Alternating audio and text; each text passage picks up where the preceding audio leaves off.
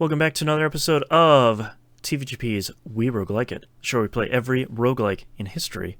I'm Heroes Boston, joining me as always is Moonpier.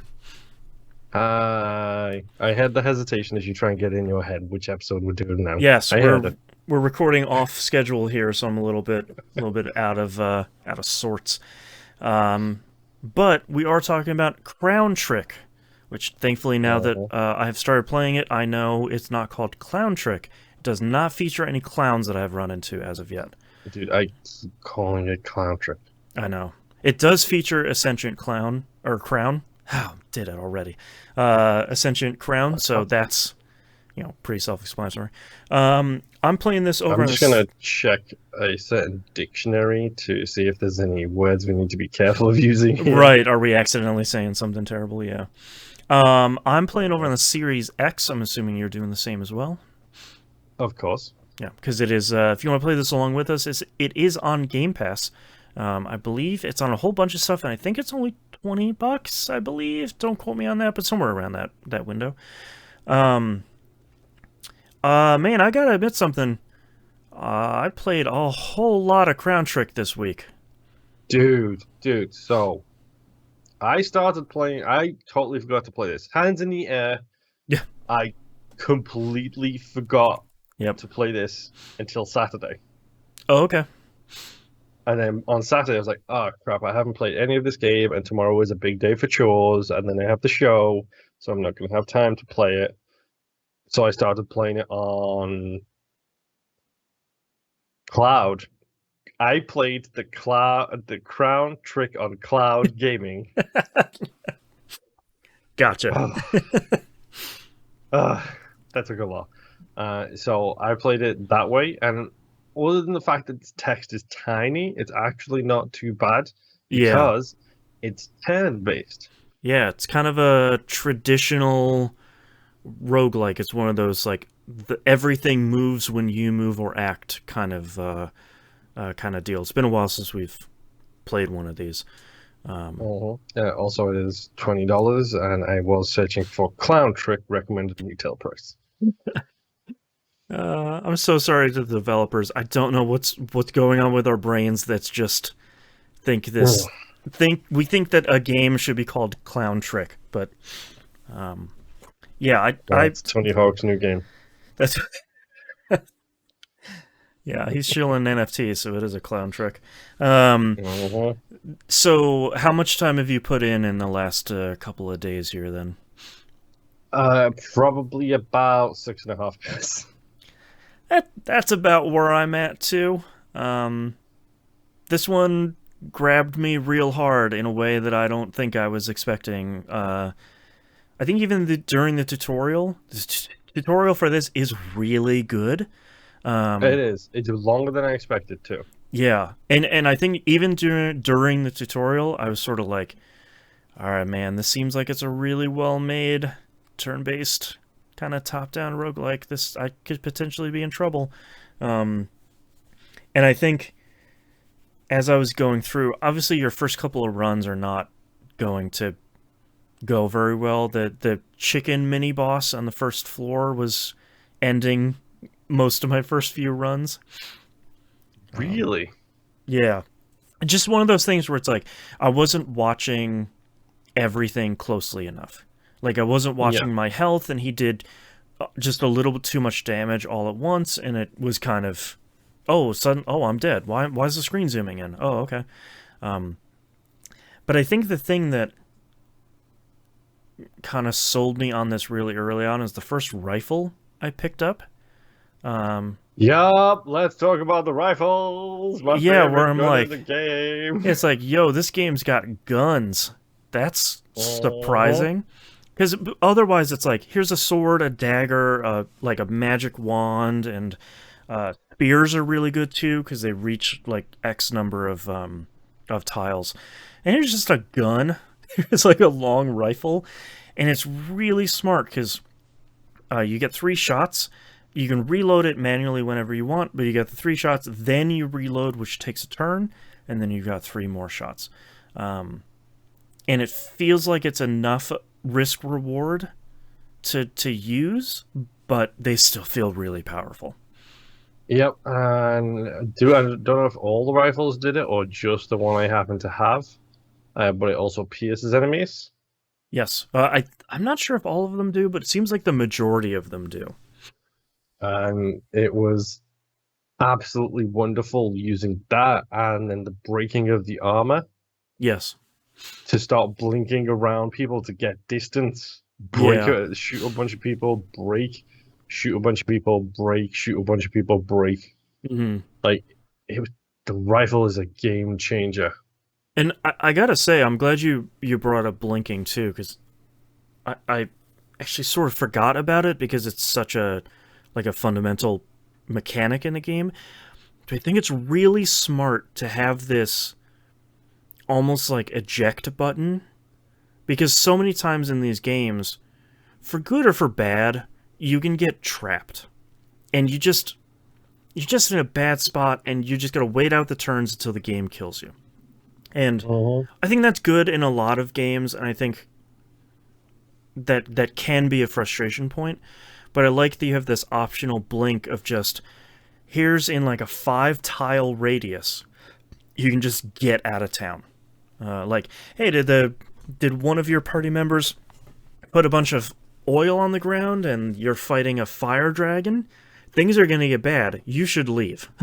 Like, Uh-huh. and you just Yep. have that option of it's limited, but you can get out of there. Yeah, and like my favorite one for that is starting a bunch of mess and then blinking out. Like I think what I've unlocked about 5 or 6 of the pets or whatever they're called. Yeah, the summons or something like that, whatever they're called. Yeah, I've done. I think I have 8 at this point, I believe. Yeah, but I was having a whole bunch of those, and I think I had one which like was like a black hole that pulled people in, Yeah, that one's and crazy. then I had a different one which was like a fist strike which set me in and stunned people. Yeah. So I would like black hole them, go in and stun, and then blink backwards and then just shoot them with my rifle. Yep. Yep. Because the best thing about the blink as well is like it doesn't cost any a turn to Right. do it. Yeah. It's really very generous, and I like that. If you want to play this game on like hard mode or whatever, you can just opt not to use it. But it Uh-huh. it does have limited uses, so it's not you're just not like ninja blinking all over the entire dungeon or anything. But Yeah. it is super handy for those moments where you're like, I've gotten into a really bad boss fight here. I need to get out of this tile that I'm on before the next turn happens and things go really poorly for me. Um, Uh-huh. Which I'm that happened a few times for me, if I'm honest. yeah. I am able to regularly beat the second boss, the one that's on the third floor, um, and get down to the fifth floor, which is like technically the third floor, because in between each floor is like here's a shop and refill your elixirs and that sort of So stuff. you got to the underwater section as well. I did, yeah, and I've fought those bosses a couple of times, but I'm not. I like haven't figured them out well enough yet to regularly beat them. Um, and man, I gotta say, it's largely in thanks to the Abaddon summon thing, where the two skills you have are the one on the Y button is summoning a familiar. So you just Uh-huh. summon an enemy unit that fights alongside you, and it's a random one depending on whatever it wants to pull up. And then the one on the B button is to spawn a fire shield that has 40 or 60 health on it, like a pretty significant amount of health.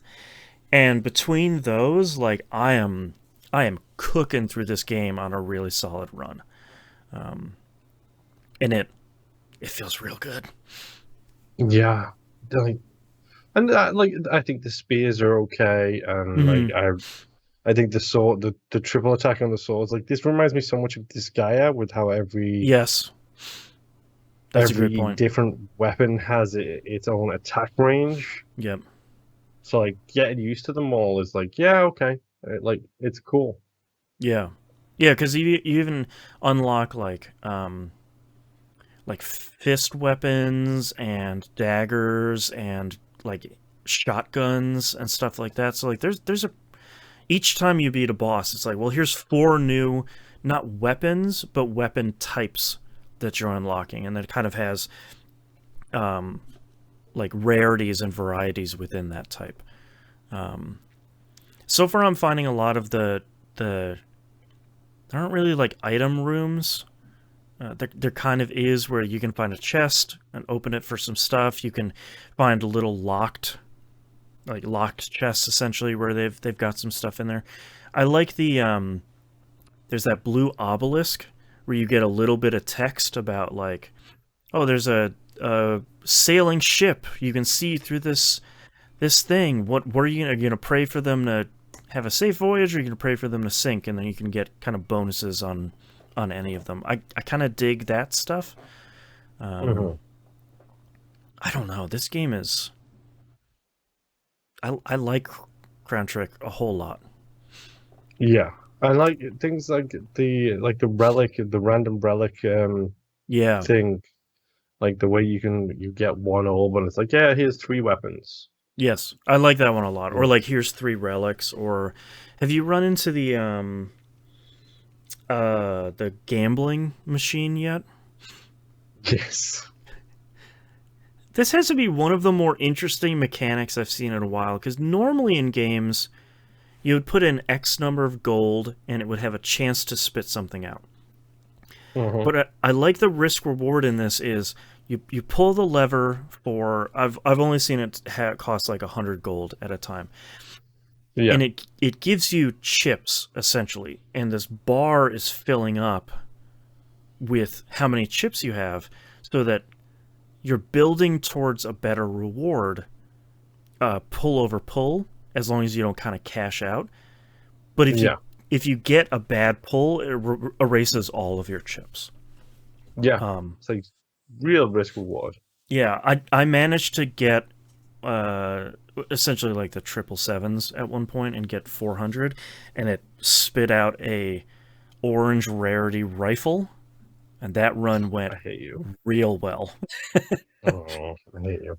Yeah, it's I there's some real interesting stuff in this game, and I'm liking all the people you meet in the hub area.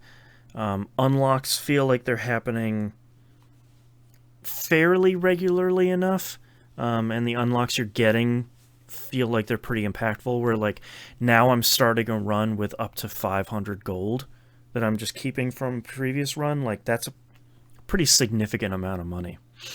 Yeah, we totally forgot to talk about the shop unlocks. Yeah, Yeah, I've got the potion lady and the gold person, I think, so far. yeah, and I have the third person who is the potion lady, the gold guy, and it's the one in the upper right. I don't remember what she does.